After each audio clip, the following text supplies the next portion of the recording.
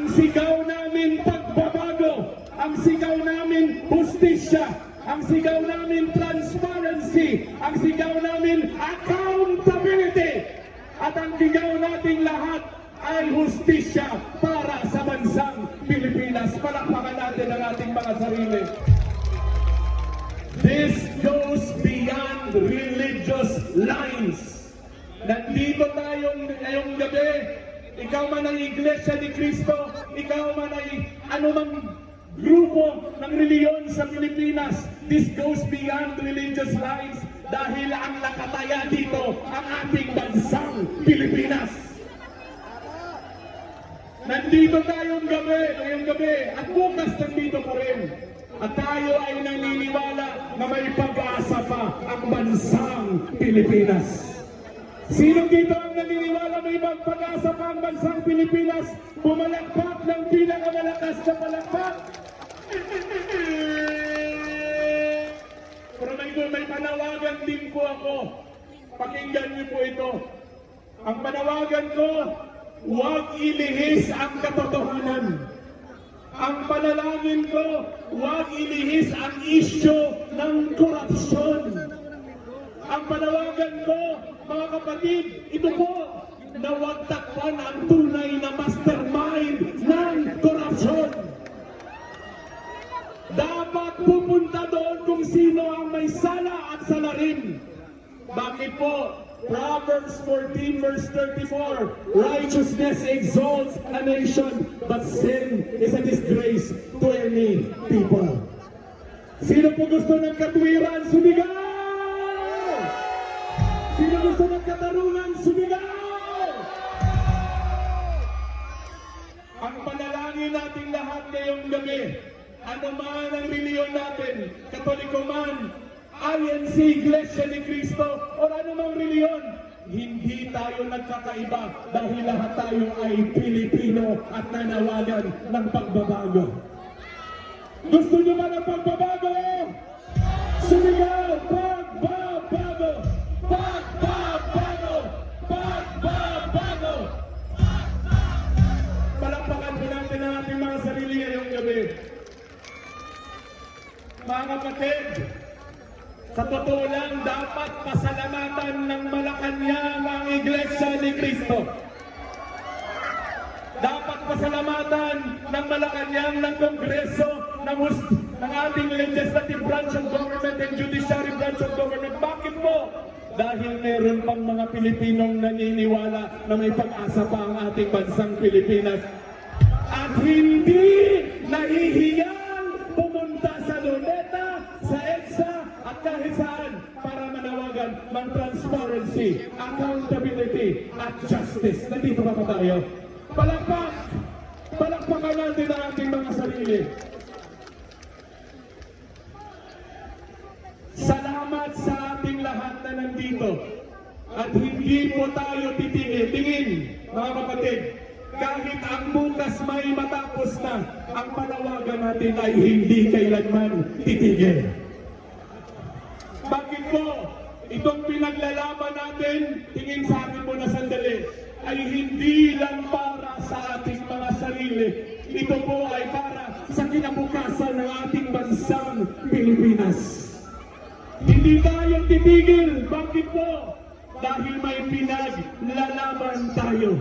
Ito lang, dito ako magtatapos sa dalawang istorya. Sumakay po ako ng taxi. Yung taxi driver nagtanong sa akin, sabi niya, "Sir, paano po ba na-expose itong flood control project at itong nagawa nilang flood control mess?" Alam niyo po ano sinagot ko? Alam niyo ba kung sino nag-expose ng corruption sa flood control? Walang iba kundi ang Diyos. Bakit po? Paano? Dahil pinadala niya ang malakas na ulan. Nung umulan po, na-expose yung mga palpak na mga flood control. Hindi po totoo. Hindi po totoo na tao ang nag-expose dito. Although ang kaibigan kong mga senador, 2023 pa lang ine-expose na ito. Sinasabi na ng aking kapatid na senador na merong issue ng korupsyon dito sa flood control pero hindi pinakinggan. 3 taon po kaming sumisigaw na may problema ang project ng flood control 2023, 24, 25. Alam niyo po magkano budget sa DPWH every day? 1.1 billion every day ang budget ng DPWH po para sa flood control. Pero salamat sa Diyos, tingin po, salamat sa Diyos, nagpadala ng malakas na ulan. Hindi po tayo nagpapasalamat sa baha at sa trahedya. Pero dahil sa Diyos, nakita natin ang kamalian sa ating bansang Pilipinas. At nandito tayo ngayon sa Luneta, sumisigaw ng pagbabago. Bakit po? Dahil hinayaan ng Diyos ang ulan para makita natin kung ano ang tunay na kalagayan ng ating bansang Pilipinas. Sino ang nananawagan ng pagbabago? Sumigaw! Pagbabago! Pagbabago! Pagbabago! Pagbabago! Salamat po. Dito ako magtatapos sa isang istorya. Sabi ko 2 istorya. Pangalawa, kanina po nasa radyo ako. Nag-interview po ako ng isang UP professor. At tinanong ko siya. Ang tanong ko sa kanya, Professor, political science professor. Ang tanong ko, Professor, kaya ba nung tao na yon na sabi ni Attorney Rowena na may helicopter, aeroplano at lahat na, kaya niya ba na siya lang ang gumawa ng katiwalian? Ang sabi po ng UP professor sa akin, hindi niya kayang gumawa yun. May nag-cover sa kanya. Ano po ang katotohanan?